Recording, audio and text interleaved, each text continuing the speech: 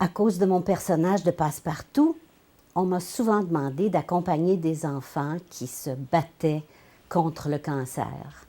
J'ai rencontré Marie-Ève Saunier, qui était en train de se battre, elle aussi, contre une leucémie.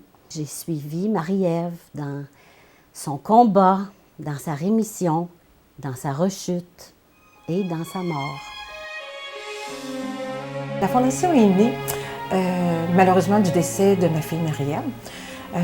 Marie-Ève, c'est une petite puce qui a été malade à partir de 5 ans et qui a été malade pendant 7 ans et qui est malheureusement décédée à l'âge de 12 ans. La Fondation a comme mission, finalement, d'aider les familles qui ont un enfant atteint de cancer par différentes façons d'aider. On parle de la recherche, le travail extraordinaire qui se fait au niveau de la recherche, mais au moment où on se parle, en ce moment, il y a des diagnostics qui sont posés à Sainte-Justine, puis il y a des familles qui essayent de gérer quelque chose qui est ingérable, à mon avis.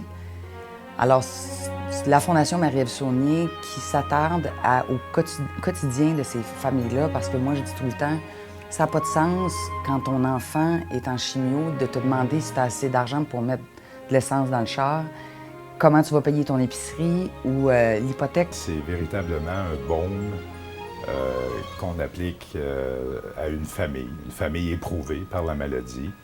Et évidemment, l'enfant malade demeure le centre d'intérêt, mais également, on prend énormément en considération le restant de la famille, les parents, les frères et sœurs. Et parce qu'eux aussi ont besoin d'un support, un très grand support. On a un garçon qui a été diagnostiqué leucémique. À un moment donné, bien là, maman elle a arrêté de travailler. Papa aussi. À un moment donné, bien, le salaire a baissé et tout. Fait qu'à un moment donné, on cherchait des moyens pour un petit peu nous aider financièrement. Fait que, bien, on a entendu parler de la Fondation Marie-Ève Saunier. C'est un numéro de téléphone, c'est un endroit où on peut appeler quand on est dépassé par l'ampleur de ce tsunami, puis il y a quelqu'un qui va pouvoir nous écouter, puis nous diriger et nous supporter. Et ça nous aide, puis ça nous enlève un poids à ses épaules. Elle est une aide d'appoint et elle essaie de soulager le parent le plus possible, finalement. Chaque année, on fait une collecte de fonds pour ramasser le plus d'argent possible pour pouvoir aider les familles qui en ont besoin.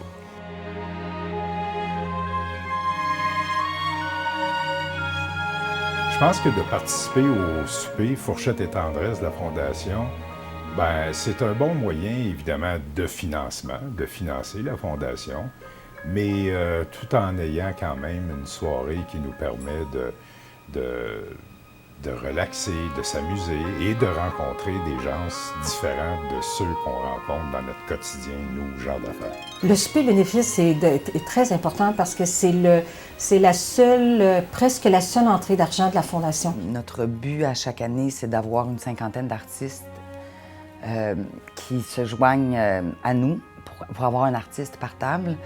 J'ai une réponse, on a vraiment une réponse extraordinaire des artistes. Annick Lemay, Sylvie Léonard, Fanny Mallette, Mélanie Ménard, Julie Perrault, Dominique Pétain, Luc Picard, Robert Piché, Gilles Renaud.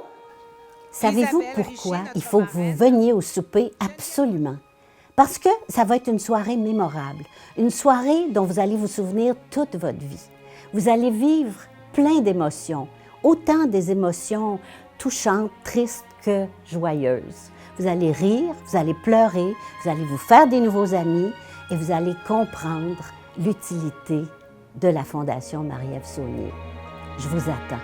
Par votre présence à ce souper bénéfice Fourchette et Tendresse, vous ferez la différence pour ces familles-là. Alors, on vous attend en grand nombre. Venez passer une belle soirée avec nous. Vous ne le regretterez pas. Merci.